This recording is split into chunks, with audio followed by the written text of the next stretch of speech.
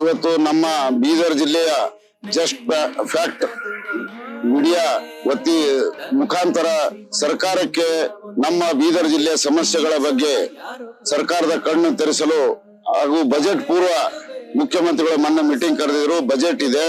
ಆ ಬಜೆಟ್ ನಲ್ಲಿ ವಿಶೇಷವಾಗಿ ನಮ್ಮ ಬೀದರ್ ಜಿಲ್ಲೆ ಗೋದಾವರಿ ಬೇಸ್ದ 22 TMC ನೀರಿನಲ್ಲಿ ಇನ್ನೂ 11 TMC ನೀರು ನಮ್ಮ ರೈತರಿಗೆ ಉಪಯೋಗ ಆಗಬೇಕಾಗಿದೆ.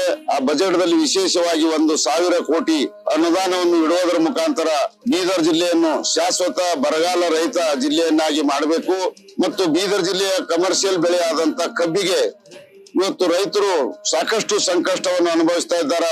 ಇವತ್ತು ಎಲ್ಲಾ ಜಿಲ್ಲೆಯ ಬೇರೆ ಬೇರೆ ಬೆಳಗಾವಿ ಎಲ್ಲಾ ಕಡೆ 3500 3400 ಕೊಡ್ತಾ ಇದ್ದಾರೆ. ಆದ್ರೆ ನಮ್ಮಲ್ಲಿ ಎಲ್ಲಾ ಕಾರ್ಖಾನೆಗಳು ಅನೇಕ ರೈತರ ಸಂಘರ್ಷ ಹಗಲು ರಾತ್ರಿ ಸತತವಾಗಿ 8 ದಿವಸ ಹೋರಾಟ ಮಾಡಿದಾಗ ನಮ್ಮ ಜಿಲ್ಲೆಯ ಉಸ್ತುವಾರಿ ಸಚಿವರಾದ ಈಶ್ವರ್ ಖಂಡ್ರೆ ಅವರು, ಜಿಲ್ಲಾಧಿಕಾರಿಗಳು, ಜಿಲ್ಲೆ SP ಅವರು ಮಧ್ಯಸ್ಥಿಕೆ ವಹಿಸಿ 2950 ರೂಪಾಯಿ ರೈತರು ಒಪ್ಕೋಬೇಕು ಅಂದಾಗ ಸರ್ಕಾರದ ಮಾತಿಗೆ ಮನ್ನಣೆ ಕೊಟ್ಟು ನಾವು ಅವತ್ತು ಒಪ್ಕೊಂಡಿವಿ.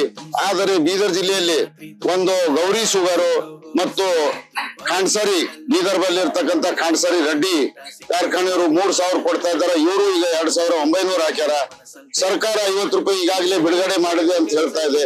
ಆದರೆ ಕಿಸಾನ್ ಶುಗರ್ ಇರ್ಬೋದು, ನಾರೇಂದ್ರ ಶುಗರ್ ಕಾರ್ಖಾನೆ ಇರ್ಬೋದು, ಮಹಾತ್ಮ ಗಾಂಧಿ ಕಾರ್ಖಾನೆಗಳು ಇರ್ಬೋದು, ಆದರೂ ಇಲ್ಲಿವರೆಗೆ ರೈತರಿಗೆ 2800 ಮೇಲೆ ಕೊಡ್ತಾ ಇಲ್ಲ.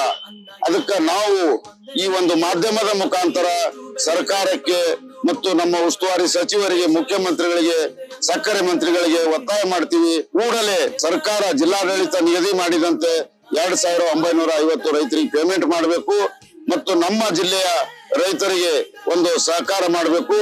ಮತ್ತು BSSK ಕಾರ್ಖಾನೆ ಈ ಒಂದು ಬಜೆಟ್ ದಲ್ಲಿ ಪುನರಾರಂಭಿಸಬೇಕು. ಜಿಲ್ಲೆಯ ಏಕೈಕ ಹಳೆ ಕಾರ್ಖಾನೆ BSSK ಕಾರ್ಖಾನೆ ಇದೆ.